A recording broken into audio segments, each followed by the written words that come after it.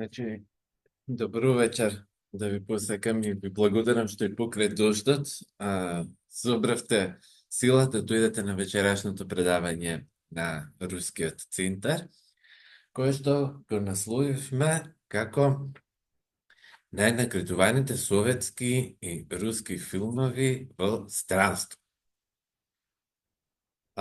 Зошто токму овој наслов?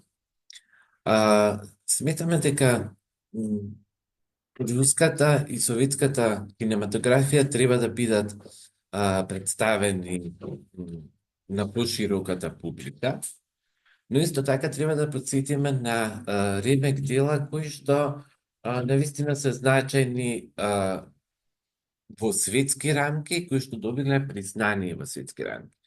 Како што знаете, западноевропските да кажеме награди, западноевропските филмски фестивали, не секогаш ги прифаќале советските и руските филмови, бидејќи, да кажеме, холивудскиот филм, нели, сега да не навлегуваме, ги тоа драстично се разликува од европскиот, а уште подрастично се разликува од рускиот филм. Така што овие награди кои што ги добивале филмовите за кои што ги зборуваме, се навистина можна значајни, затоа што со тоа се оддава почест на руската кинематографија. Јас направив еден избор, и прво и основно што сакам да ви кажам е дека сите филмови за кои што вечерва ќе зборувам се достапни на YouTube. Значи можете да ги најдете таму и за тие што не разбираат руски, а што знаат англиски, можат да ги најдат со англиски титли. Дел од нив веројатно и сте ги виделе веќе, дали на кино или телевизија, па да почнеме со ред. Првиот филм за кој што ќе зборуваме е Војна и мир.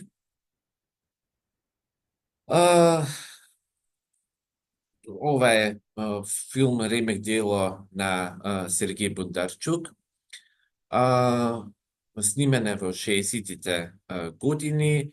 Во 1969 година ја добива наградата Оскар за најдобар филм.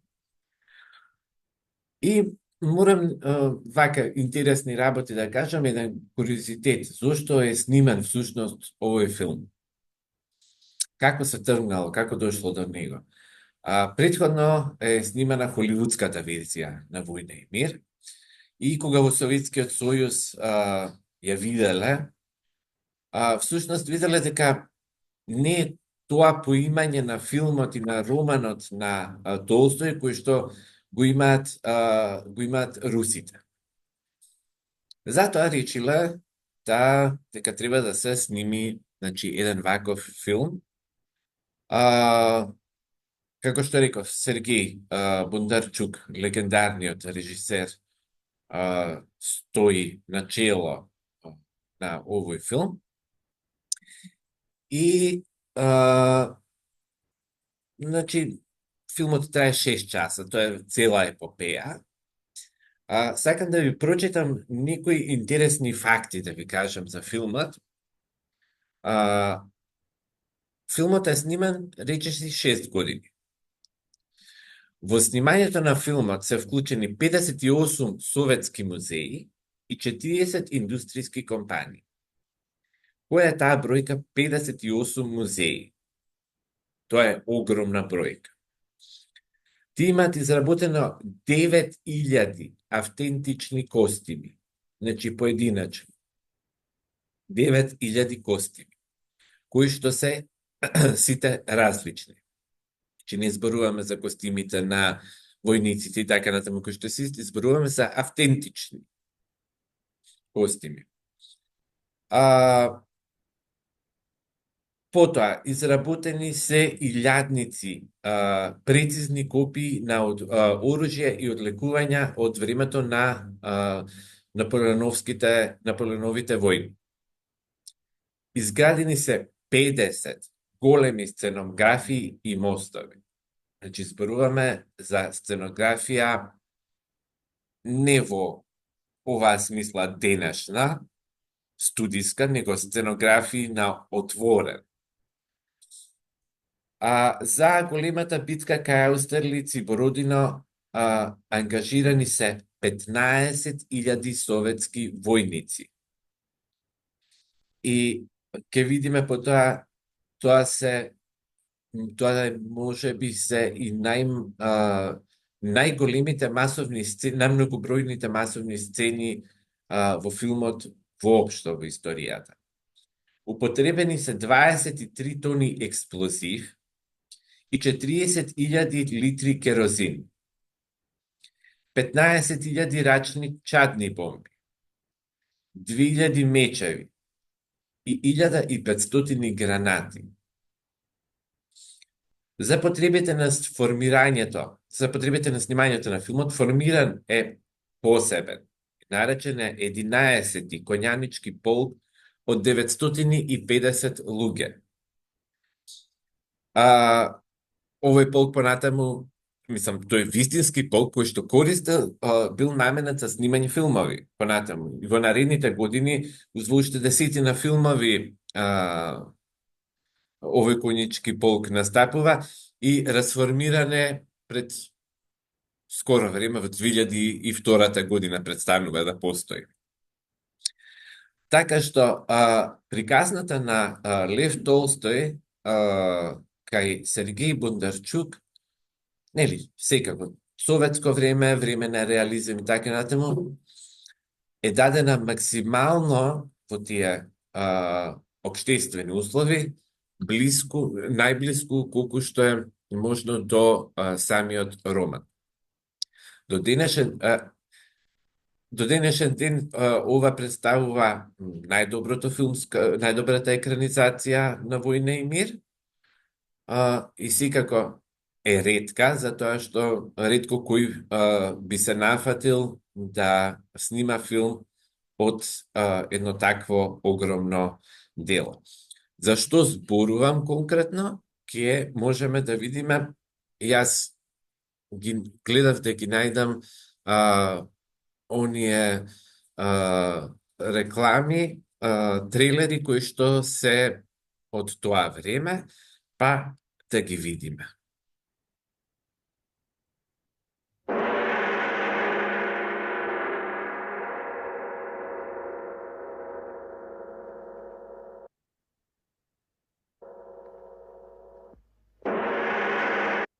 Свината може би има мал проблем со звукот.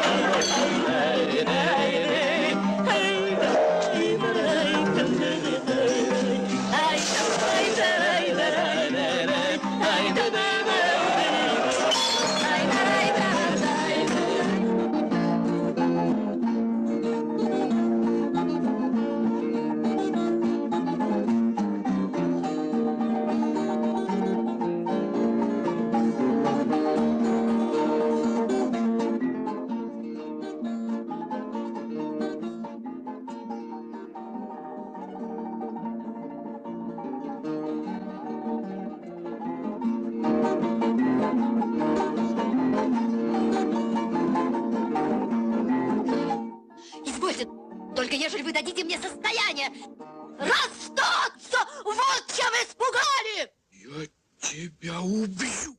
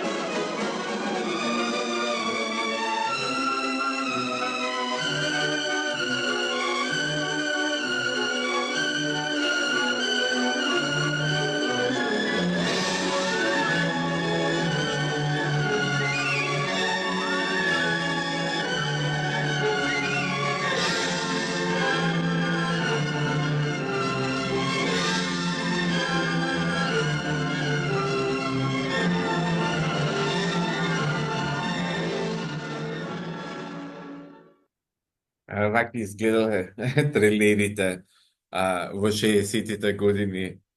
А, Инаку, сакам да ви кажам, нели, како што напомнав, можете да ги најдете на YouTube.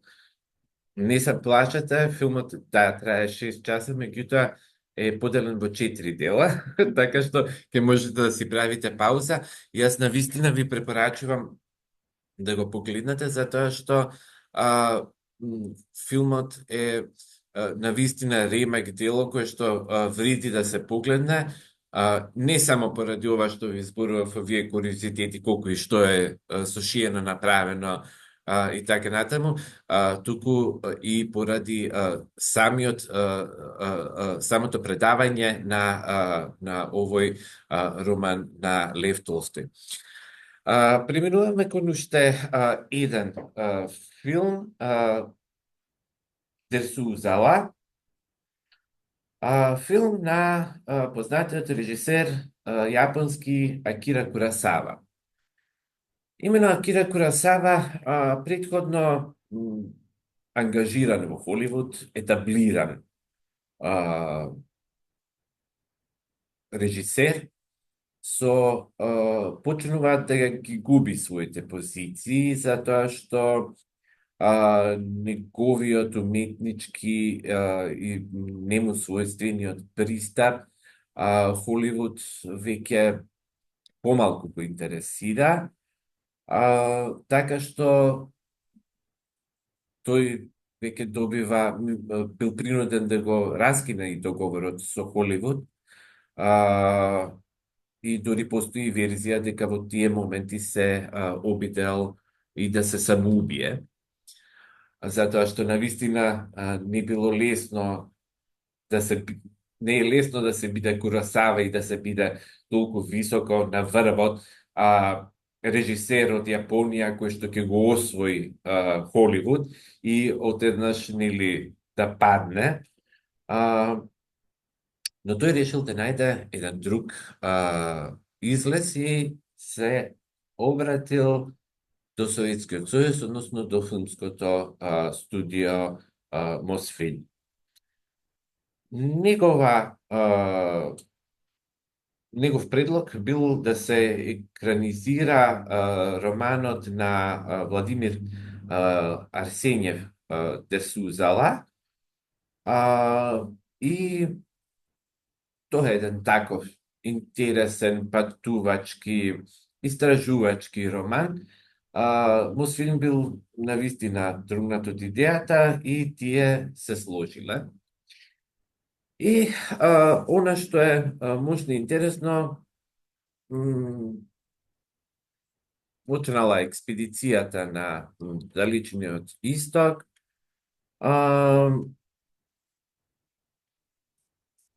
почнала да се бараат места, да се бараат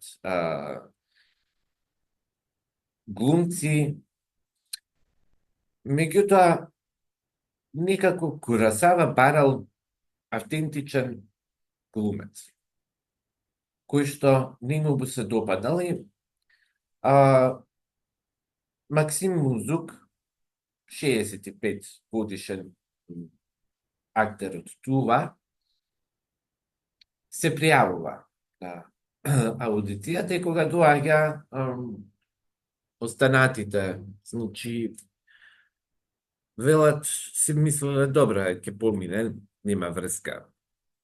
Глумец кој што глуми во Турински театар, ништо особено. Во принцип, тоа не му е некаква основна дејност и така натаму.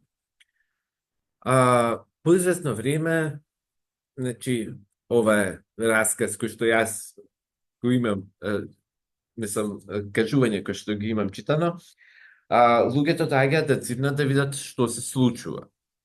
И тие гледаат дека Куросава всушност станал од своето место, го седнал Максим на своето столче и долго време и долго се објаснувале што всушност се бара од него.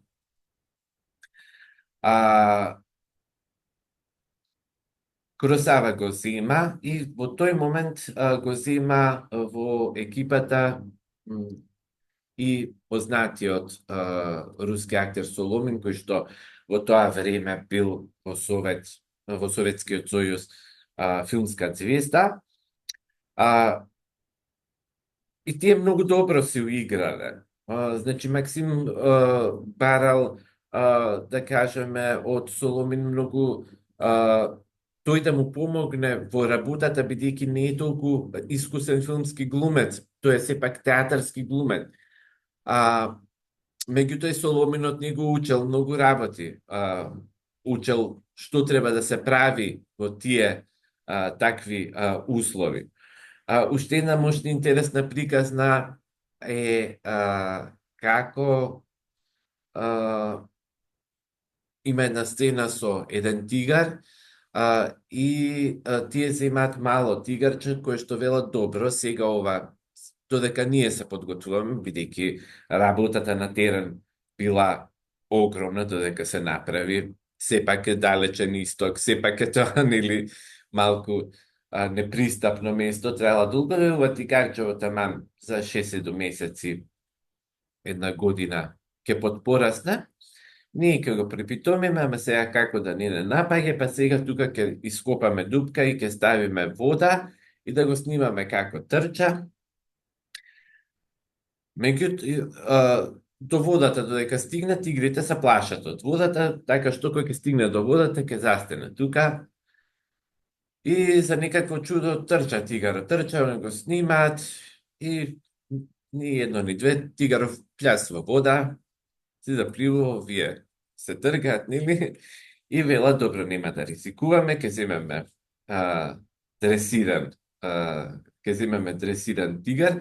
И така, всушност, со на многу интересен начин е снимен овој филм, бидејќи Куросава во тој момент бил и крајно инспириран да го сними овој филм, затоа што сепак е некако поблиску до до неговите до неговиот културен свет, поблиску до неговата естетика. Така што филмот е мощно интересен и да не должа многу, значи, не за џабе го добива Оскарот. Замислете Куросава, кој што во Холивуд тогаш веќе е избришен како режисер, се појавува како режисер на советски филм и одеднаш добива Оскар. Не можеме да се сомневаме дека не бил добар. И еве да погледнете неколку сцени, а после тоа се надевам дека овие филмови ќе имате можност да ги погледнате и дома.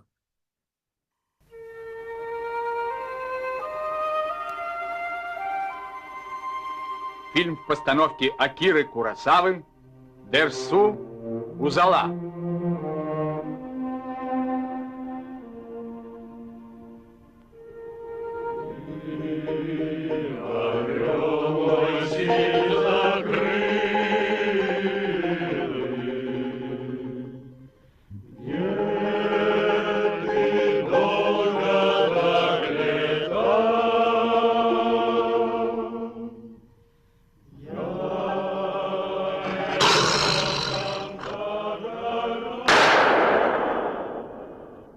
В роли Дерсу Максим Мунзук, в роли Арсеньева Юрий Соломин. Это фильм об удивительной дружбе двух людей, русского ученого и таежного охотника Гольда. Это фильм «Путешествие», где на каждом шагу неожиданность.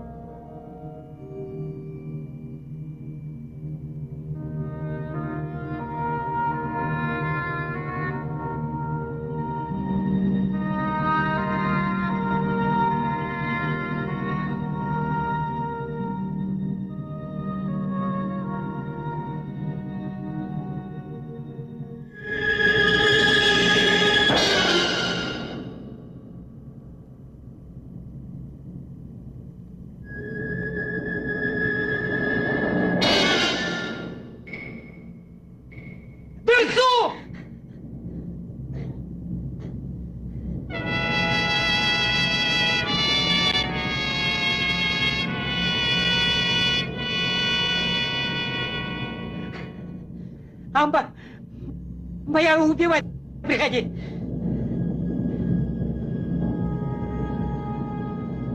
Дерсу Узала. Производство киностудии Мосфильм СССР при участии Ателие 41, Японија.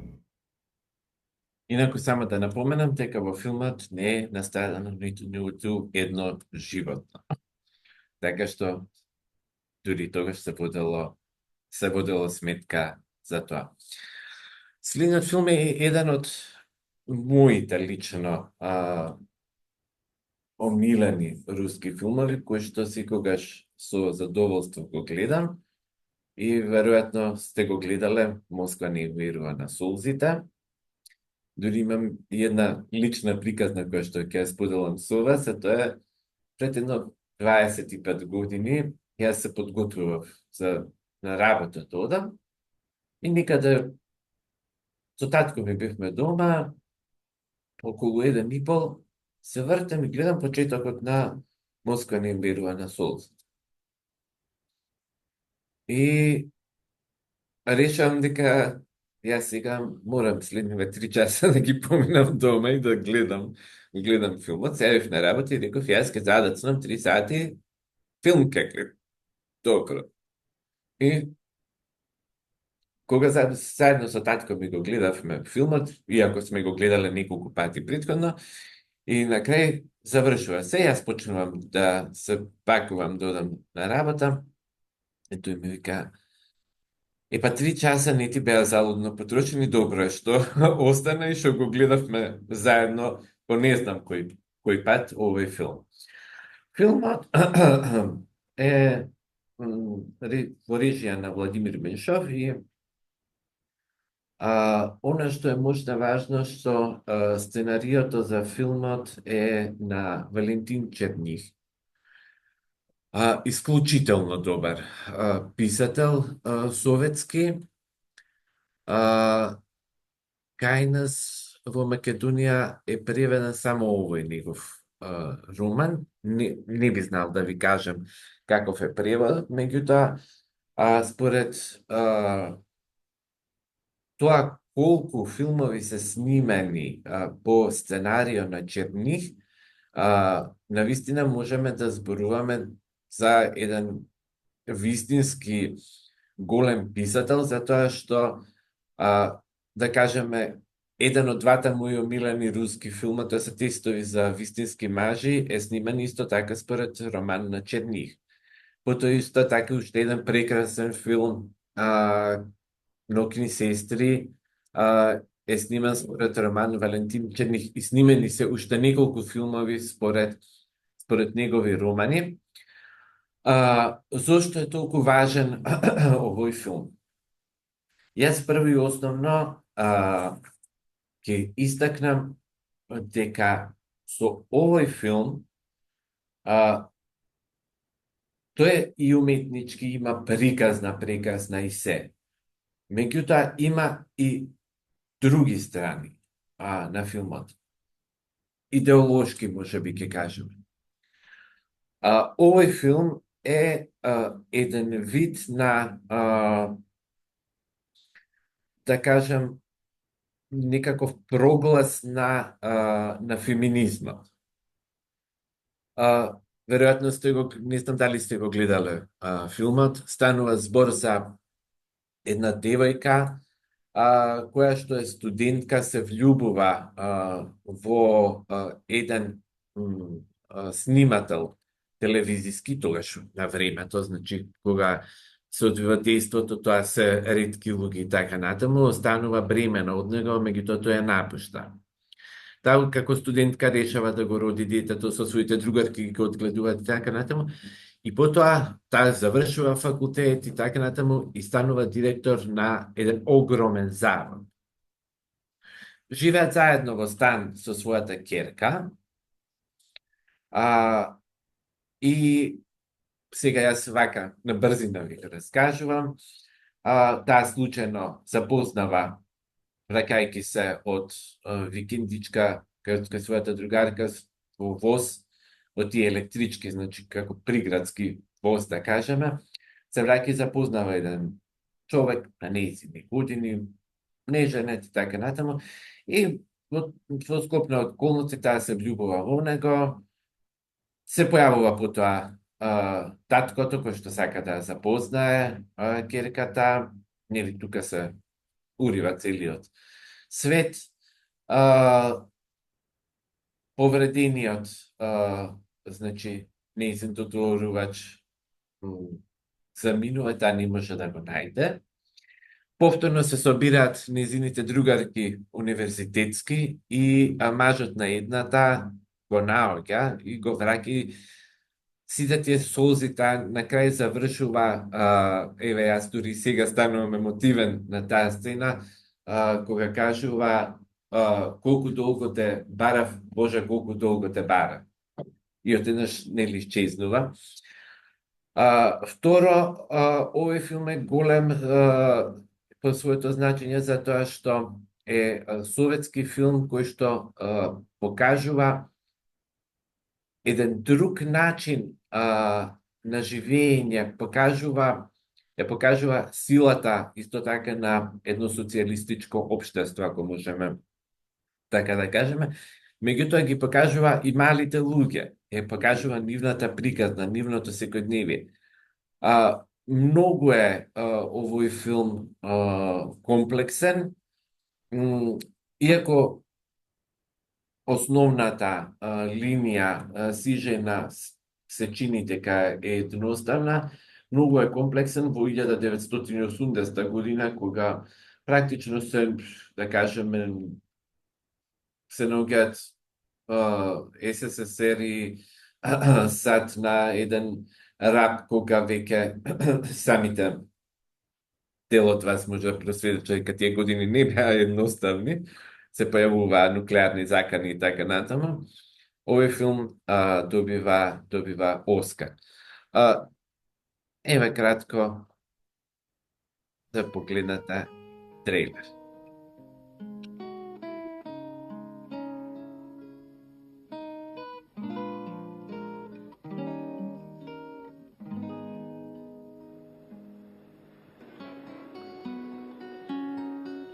Не сразу все устроилось.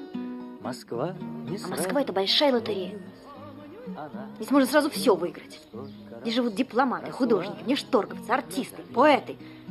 И практически все они мужчины, понимаешь? дерево, и только Очень приятно. небу верила, а Катя. кроме неба Рудольф. верила натруженной земле. Александра, Александра, что там вьется перед нами? Это ясень семенами крутит вальс над мостовой. Ясень с видом деревенским приобщился к вальсам венским. Он пробьется, Александра, он надышится Москвой. Москву рябиной красили, дубы стояли князями, но не они, а ясени без спросу росли. Москва не зря надеется, что вся в листву оденется. Москва найдет для деревца хоть краешек земли. Александра, Александра, что там вьется перед нами? Это ясень семенами крутит вальс над мостовой. Ясень с видом деревенским приобщился к вальсам венским. Он пробьется, Александра, он надышится Москвой. Значи, ако не сте го погледнале, не сте го гледале овој филм, го имаше често на порано на телевизија, задолжително погледнете го, ви советувам, на вистина ќе имате едно 3-часовно уживање. Следниот филм сигурно сте го гледала. Филмот на Никита Михалков, Изморени од сонцето, исто така Оскаровец, до 95-та година го доби Оскарот. Тоа е истата онаа година кога во номинација за најдобар филм од неанглискојазично говорно подрачје беше и Предождот на Милчо Манчевски. Тогаш, како што реков, Оскарот го доби Изморени од сонцето. Веројатно го знаете како Изгорени од сонцето, бидејќи е преведуван од англиски јазик, каде што е сменет насловот. Инаку, вистинскиот превод би бил Изгорени од сонцето, а кај нас е познат како Изморени од сонцето. Тоест, вистинскиот би бил Изморени, а кај нас е познат како Изгорени, затоа што на англиски е преведен како Burned by the Sun. За основа е земена една песна Утамљена е сонцем, кој што всушност значи изморена од сонцето. Филмот е исто така ремек дело, тука Никита Михалков веќе се врнува во небото, затоа што 95-та година, тоа се само неколку години по распадот на Советскиот сојуз, и тој повторно ја враќа таа гордост на рускиот народ преку овој филм. Не знам колку мина од вас го имаат гледано. Повторно ќе кажем, можете да го најдете на YouTube и доколку имате проблем со рускиот јазик, има и со англиски титли. И што? Изгледа многу се задржат, еве да го видите трейлерот. Еве и песната насловната според која што именува филмот.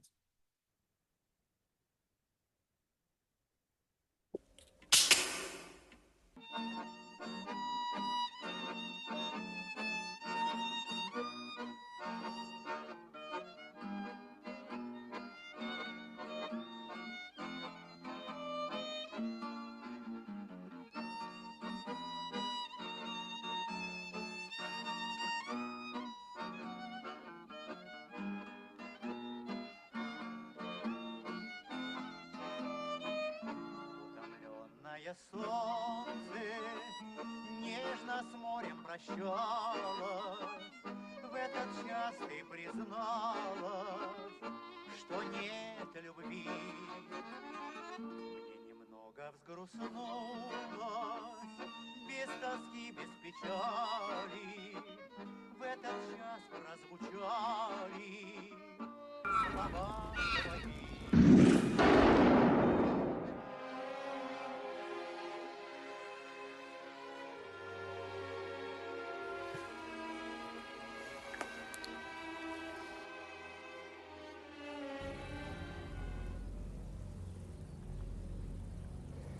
Мы тебя пустим обратно.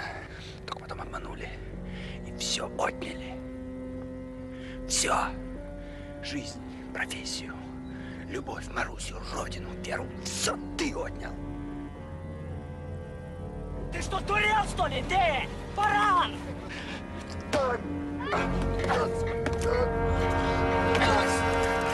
И меня на хлеб держал! Уйди,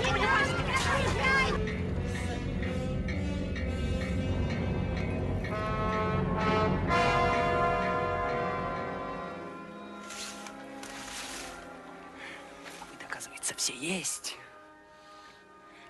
И все у вас как прежде. Только без меня. А меня что же вычеркнули, да? Ластиком. Стерли.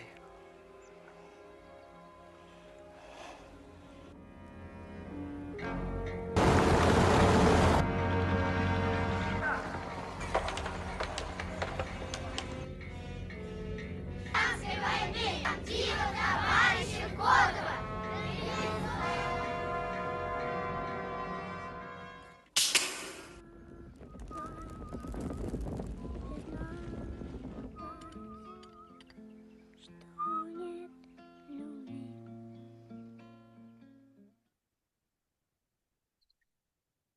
Сега ќе се префрлиме во Венеција и ќе зборуваме за Златните лавови. Првиот филм за кој што ќе зборуваме, тоа е Ивановото детство на Андреј Тарковски. Ова е всушност првиот долгометражен филм на Тарковски. И тој бара сценарио, што бара пишуван е по една по повеста на Богомолов, на Владимир Богомолов Иван. Почнува да го снима, значи го прави филмот и добива секако одлични критики, како во Советскиот Сојуз, така и во странство. Во тие години апсолутно не било наивно да се добие Златен лав во Венеција. Овој филм, значи, високо го оценил еден Ингмар Бергман, Кшиштоф Кишловски, за него многу позитивни критики дал и самиот Жан-Пол Сартер, кој што посветил дури две статии на овој филм. Инаку, некако самиот Тарковски не го сакал многу овој филм. Коља Бурљаев, главниот херој, тоа е ова дете, тој ја игра улогата на Иван. Всушност, станува збор за воен филм каде што малиот Иван во војната го губи својот татко, а пред неговите очи ги стрелат неговата мајка и неговата сестра. И тој останува практично сам на светот, така што се придружува кон отпорот и борбата против фашизмот. Меѓутоа, главната порака на филмот не е самата војна. Главната порака, главниот лик, всушност не е ни самиот Иван, туку главниот лик е стравот, главниот лик е таа пустина, таа мрачност на војната. Главниот лик е чувството, практично. Предадено преку малиот Иван. Тарковски ќе каже за овој филм потоа, при што ќе го критикува Мариот Бурљаев, вика како прво момчето многу лошо глуми, многу лошо, повторува. Како второ, филмот е претенциозен, се е премногу, без чувство за мерка, но ова работа мене ми е драга, затоа што е моја прва самостојна работа. Знаете, Тарковски, не ме фаќате за збор сега, точно 10 или 11 филма долгометражни има снимано, меѓутоа и тоа е доволно за да е толку голем колку што е во денешната историја на кинематографијата. Филмот практично некој го не некој, туку во принцип е наречен како е сместен во групата на екзистенцијалистички филмови. Навистина, во тоа време, значи, зборуваме за многу одамна, 62 година, е снимен фантастично, бидејќи самиот Тарковски бил мајстор и наоѓал начини како да го сними, да го предаде она што тој го има смислено во главата. Погледнете го филмот, особено што за Тарковски пред некој време, пред 2 години, така да имавме и посебно предавање. Овој филм значи погоди навистина многу голем интерес, затоа што е прво негов прв долгометражен филм, второ е наградуван и како трето, навистина вреди да се види што направил Тарковски без овие денешни монтажи, специјални ефекти и така натаму. Тоа ќе може да го видите и сами преку трейлерот.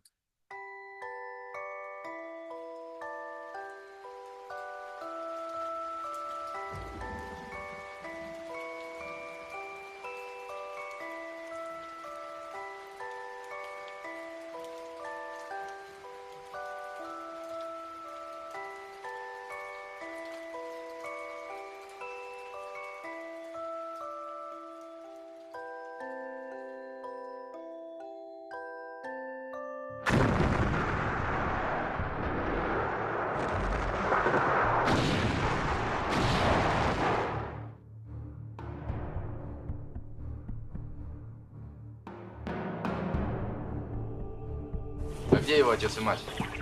Мать с сестренкой вроде убили. Отец пограничник. Погиб, что ли?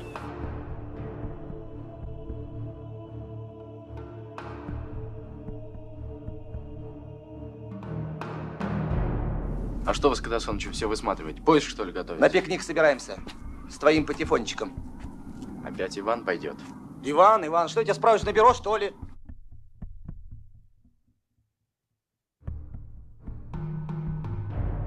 А пока война, ты знаешь, кто отдыхает? Тот, от кого пользы мало.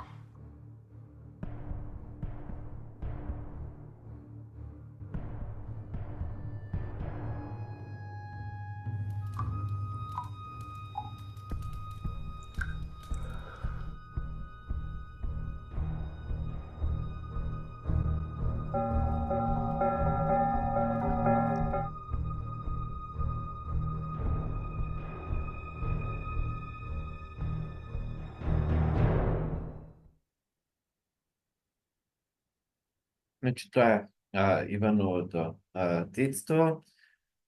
Вториот филм кој што се закитил со награда во Венеција, тоа е Урга, територија на љубовта. Исто така филм на Никита Михалков. Откако Михалков го снима филмот Очи чорние, заминува во регионот на Бајкалското езеро, тогаш и тоа се некаде последните години на Советскиот сојуз, не бил нешто многу омилен, затоа што тој на еден од на едно од собранијата на Комунистичката партија го заштитувал Сергеј Бондарчук, така што едноставно како некако да кажем на почеток на својата кариера, меѓутоа некако не се чувствувал удобно во таа позиција и одеднаш се јавуваат од географското друштво, имено од географското друштво, а не од државното кино, државната филмска компанија, и бараат од Михалков да сними филм за номадите во Африка. Нему тоа не му се видело нешто многу интересно, а инаку Анатолиј Ерморов, кој што инаку е и втор режисер на филмот и другар на Михалков, патувал во деловите на внатрешна Монголија, тоа е територијата на денешна Кина, ги гледал условите и начините на живот, многу бил изненаден не само од природата, туку од самиот начин на живот. Многу му било интересно како на кинезите, на пример, им било дозволено да раѓаат само по едно дете, а на монголците по 3 деца и така натаму. Долга е историјата на подготовката и самото снимање на филмот. Инаку филмот всушност требал да се нарекува на територијата на Манџурија, меѓутоа се видело дека не е многу адекватен насловот, па му било бил даден називот Урга, а Урга на монголски значи територија на љубовта. Апсолутно непретенциозен филм на Никита Михалков, кој што изобилува со навистина прекрасни сцени. Не е нешто премногу огромно, не е нешто премногу големо, но секако достојно за наградата. Тихо вокруг, сопки покрыты мглой. Вдруг из-за туч блеснула луна, могилы хранят покой. Ноты! На стопках Маньчжурии, вот.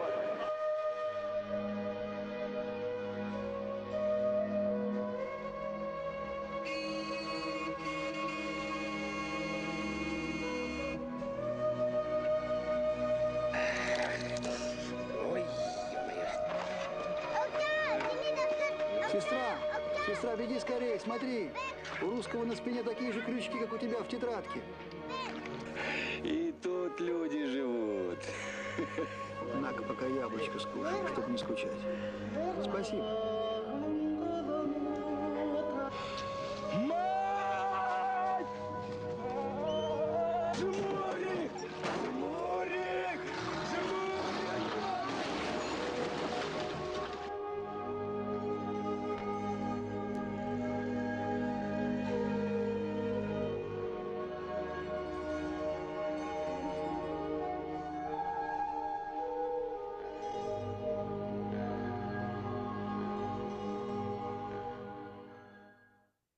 Филмот всушност говори за, да кажеме, културни разлики и за тоа дека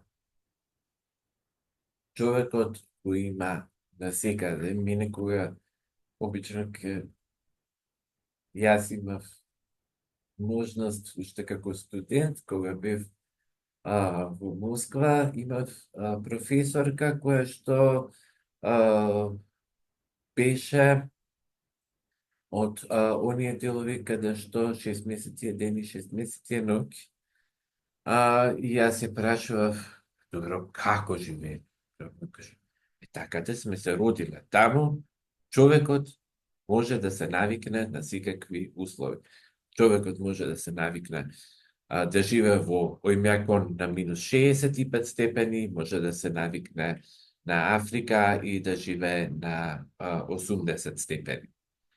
Така што овој филм токму за тоа изборува и некако кога реков дека е непретенциозен, баш на тоа мислам затоа што има и така и мислам затоа што има и многу филмови кои што личат на документар.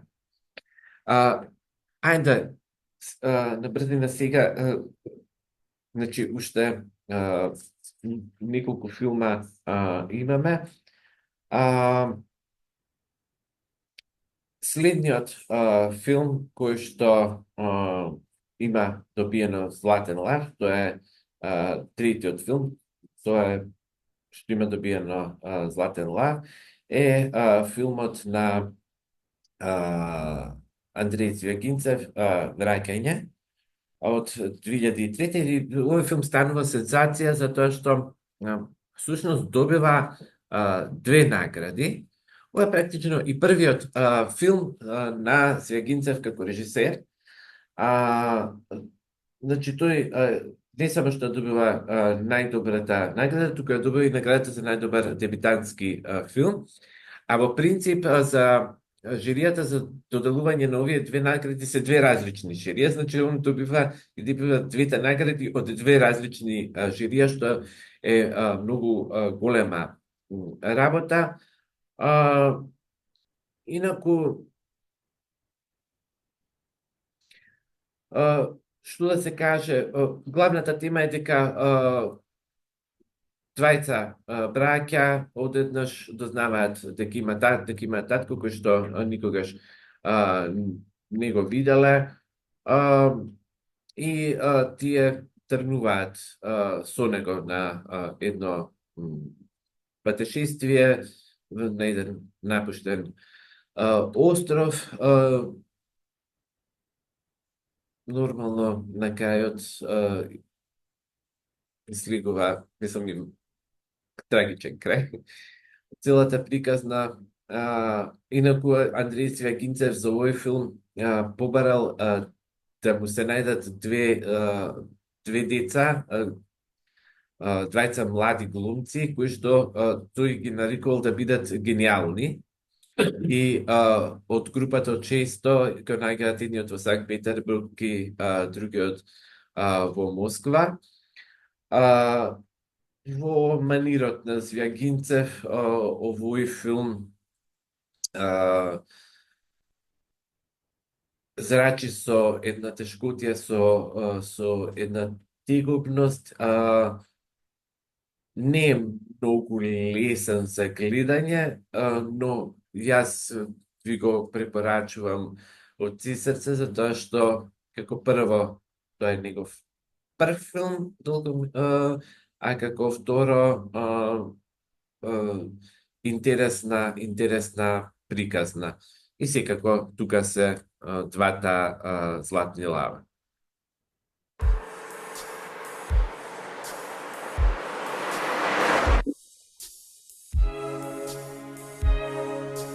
Ты мне рубашку порвал, козёл! Ты мне губу разбил, придурок! Да мать тебя убила!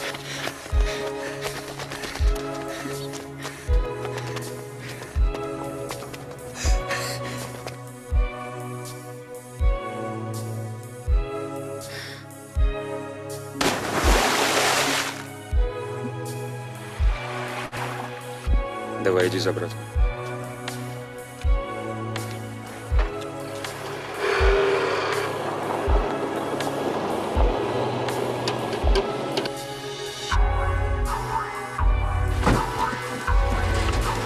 Нарубите веток.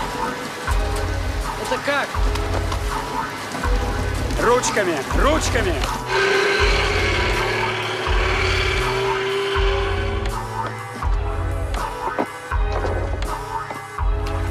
Иван, держи лодку носом к волне, бестолочь. Я не могу!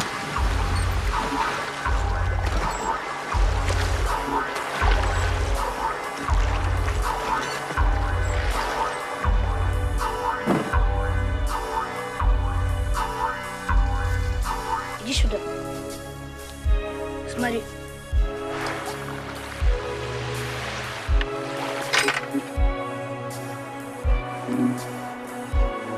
Иван!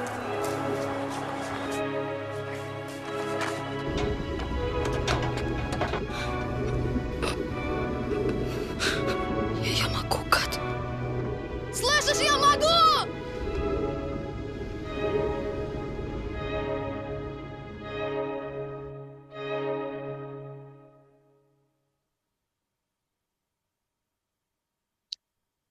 Че како што реков, во манирот на Звјагинцев, меѓутоа и приближување големо до европскиот филм. И последниот филм кој што се закити на фестивалот во Венеција, тоа е Фауст, филм на Александар Сокуров. Според нели имената поема на Гета. Филм кој што е интересен затоа што работи, како да кажам, една поинаква гледна точка на класично литературно ремек дело. Филмот помина навистина прекрасно. Сокуров после овој филм се охрабри и сними уште неколку многу добри филмови, иако и претходно нормално имаше снимано многу добри филмови, меѓутоа потоа продолжи некако да снима во овој манир. И овој филм го има на YouTube, овој филм можете да го најдете, погледнете го. Јас сум сигурен дека ќе ви се допаде. Was macht der Tod? Stirbt der Mensch ganz? Die Wissenschaft besagt, dass der Tod existiert. Aber das Leben gibt die gleiche Antwort.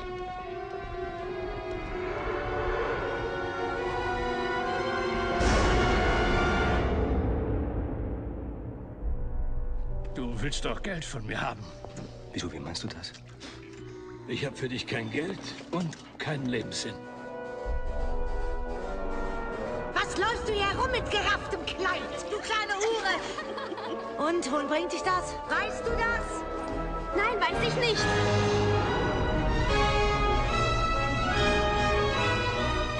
Was ist mit deiner Fantasie?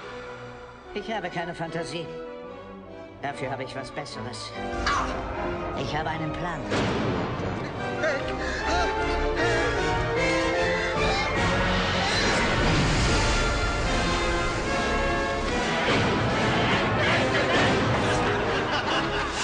Wir sind entdeckt. Wer?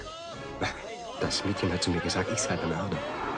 Sie sind also entdeckt, nicht ich.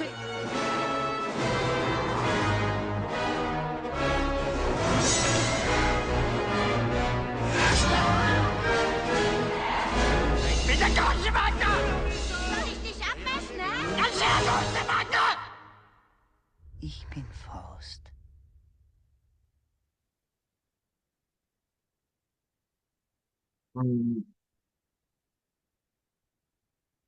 Заприми нам еви на последниот избор за денес, а тоа е единствената златна палмина гранка за Русија, односно за Советскиот сојуз на Канскиот фестивал.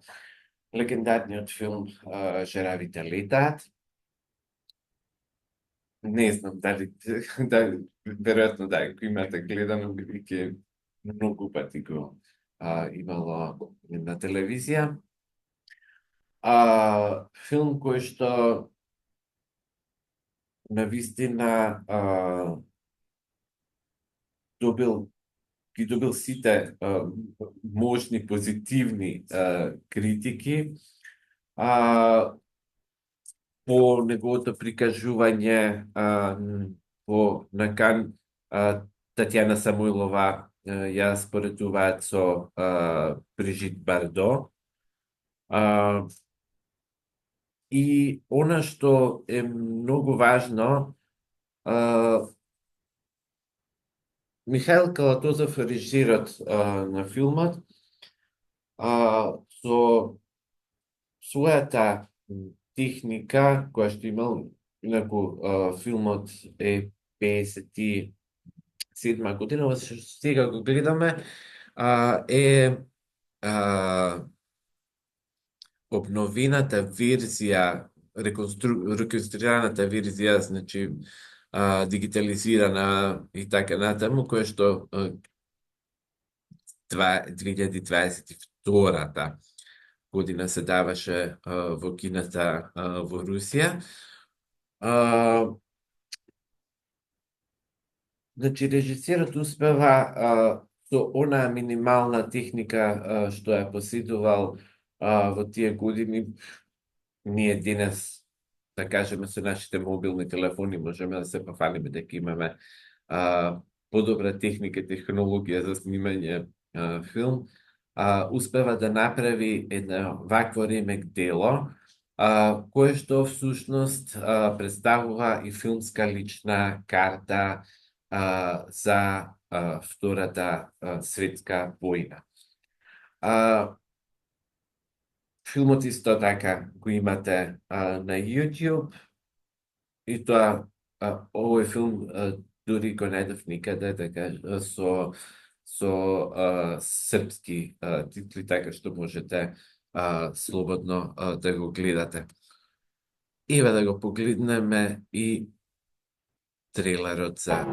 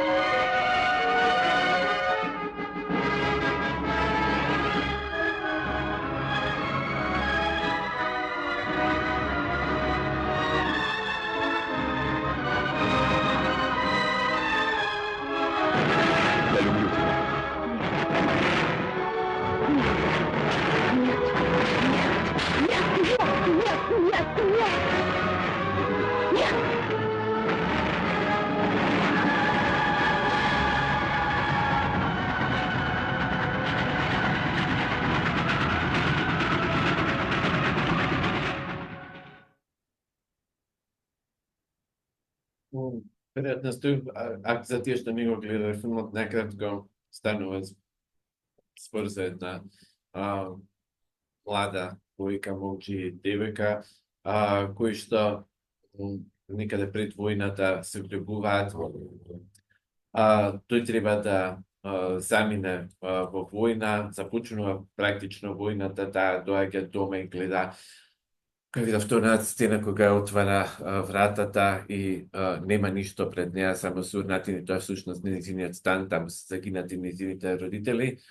Таа се мачи за него, значи почнува да живее со неговите родители, со братот, војната поминува, таа постојано го чека, секако на крај нема да го дочека својот сакан, во меѓувреме се случуваат и непријатности кога братот на нејзиниот свршеник ќе и признае дека ја сака.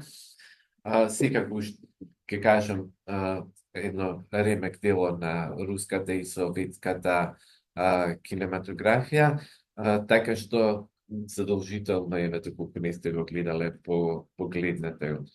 Вака никако изгледа тој избор на тие најнаградувани руски филмови во странство. Малку што би рекле русите галопом по Европа, тоест од секаде по нешто фативме, меѓутоа надевам дека ви беше интересно и дека дознавте некои нови факти, ако ништо друго, дека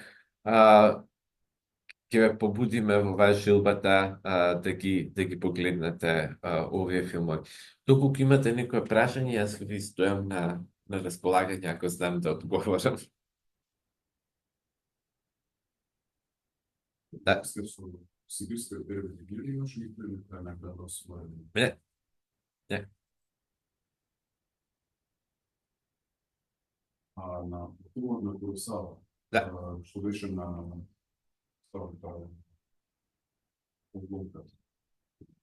Добро. Тоа не е режисерот.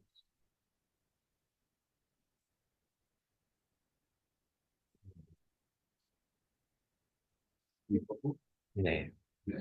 Не.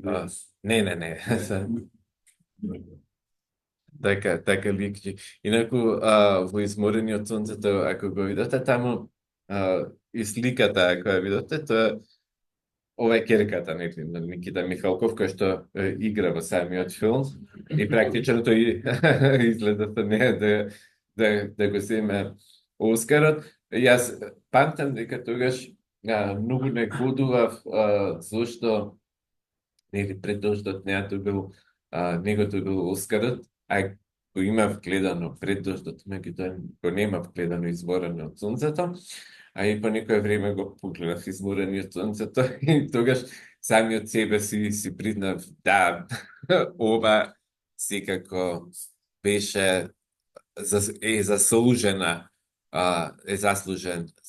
Оскар.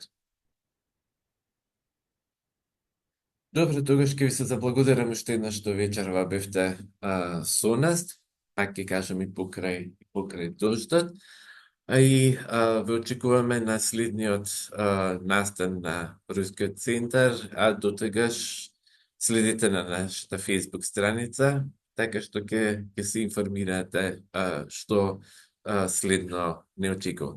Ве благодарам уште еднаш, имајте пријатна вечер и убав викенд.